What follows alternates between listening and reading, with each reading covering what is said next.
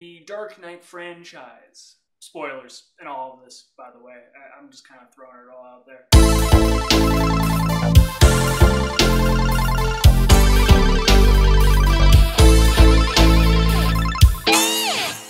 The first movie, Batman Begins, is, all centered on Bruce Wayne, which I think Dark Knight Rises kind of returned to, which is nice. I do, it's Batman. It should center on how Bruce Wayne thinks and perceives and feels. 60% of his performance isn't just, oh.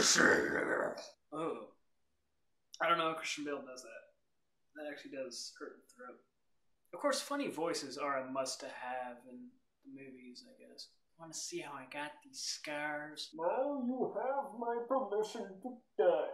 What was it, by the way? Why did he do that? Like, the first time I saw the movie, I couldn't understand like 20% of what he was saying. But anyway, in the first Batman, there is a flavor of Bruce Wayne that I think the second two movies really missed, and I, missed seeing. I mean, that scene, where he kicks them all out and he's just like acting like he's a drunk douchebag, even though he's not a drunk douchebag. That is perfect Batman pretending to be Bruce Wayne when he's really Batman. It's so fascinating that they did it like that. Even though it's just like a funny little scene, I think it properly shows the whole Batman persona perfectly. Just that scene you can watch and be like, yes, they did it right. Plus, Ra's al Ghul. I mean, I loved Ra's al Ghul in the first movie. Liam Neeson as anything is just fucking awesome. Even that shitty Clash of the Titans movie, whenever he was like, release the Kraken!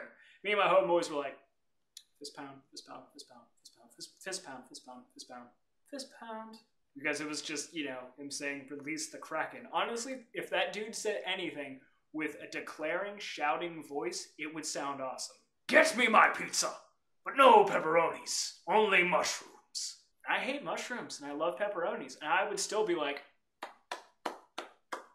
yes, Liam Neeson, yes. Scarecrow's the bad guy. No, he's not, it's Ra's al Ghul, bitch! And yeah, notice how that guy looked like Ra's al Ghul? That's because he was Ra's al Ghul. Feel rewarded, comic book fans. I did feel rewarded. It was nice.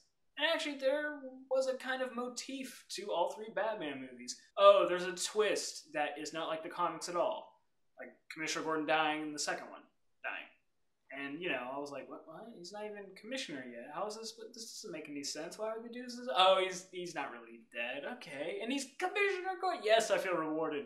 And in the third movie, Talia al Ghul also felt rewarded. Because I was like, gonna be Talia, gonna be Talia, gonna be Talia, gonna be Talia, gonna guess. But Joker is just like so perfectly Jokerness. I mean, the whole thing with the suit, the knives, the like loving the pain thing, the joking, the dancing around, the fucking craziness to him. Genius plans, his insanity, his just like want for chaos. He is the definition of chaotic evil. I loved that character, and the fact that they added on the, do you want to know how I got these scars, him describing that story that are, three entirely different stories that, must all be fake, or they might be made up, or maybe one of them isn't, who knows. That is so Joker, but that's not really done that much in the comics, which is just baller. And not knowing the Joker's background almost makes it more interesting than if we knew.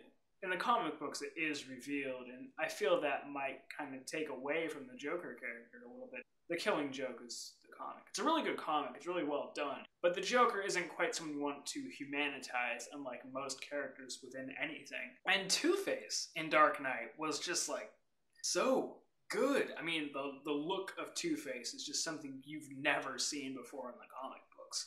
Drawn, it doesn't look that good, and you see it on the big screen. His face just decayed, burnt, just fucked up. And the coin, that moment whenever he like looks at his coin and the top side is completely fine and he flips it over and the bottom is scorched, and that's just the perfect representation for what he is now. Two sides, good, evil. It's just so fucking beautiful. And I also like that they didn't make him a clear-cut villain, so to speak. They made him angry, they made him have this emotional just hatred, not necessarily like hatred towards all mankind, but a hatred towards what happened to him, and he's just kind of lashing out at everybody he thinks responsible. Even himself to an extent. He denies skin grafts, he denies painkillers, he denies letting himself have any relief from this torture that is in his life now.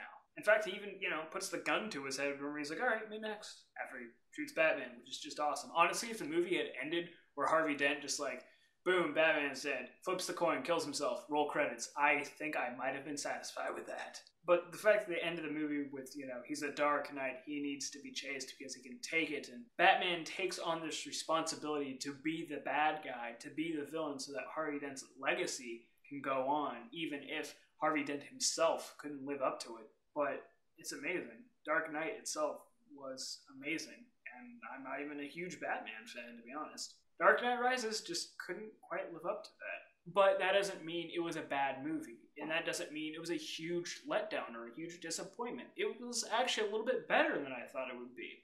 The second one set up like there was going to be more Joker, more craziness, but unfortunately Heath Ledger died, so that wasn't able to happen. So they had Bane, which was cool. Tom Hardy as Bane was pretty boss, and him breaking Batman's back was just, that was cool. I thought Catwoman was just totally gonna suck. I didn't expect that much from Anne Hathaway, and she completely surprised me. The Blake character, the fact that they kind of left it like open-ended, like he might become the next Batman, was a little bit strange. I'm not sure how I feel about that. Them being like, oh, his middle name is Robin, so that's a Robin cameo, right? And whenever I saw it, I was like, it's cute. It's not a Robin cameo. That's cute. The Talia al Ghul thing was cool. And if they did do Talia al Ghul, subtracting all of the weird bullshit that they do in the comic books, that is a good representation of Talia al Ghul. However, the fact that, you only see her for all of 5 minutes and then she dies, like, boom. That's a little disappointing. I'd have liked to see her stab more people, shoot more people, do violent, evil Talia al Ghul things. Maybe use a sword. Oh, and as far as, like, the Batman is alive or not alive, I think Batman did turn out to be alive at the end because Alfred had no knowledge of Catwoman whatsoever. He had no idea they were doing the shaboing boing, shabang bang, the hoobity hoop, the zippity zow. It's gotta be weird sounds I can make to reference sexual intercourse. I'm sure there are more.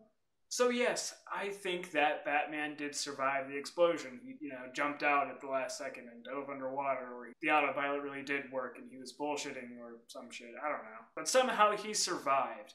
So overall, I do love the franchise. It's just Dark Knight, Batman Begins, Dark Knight Rises.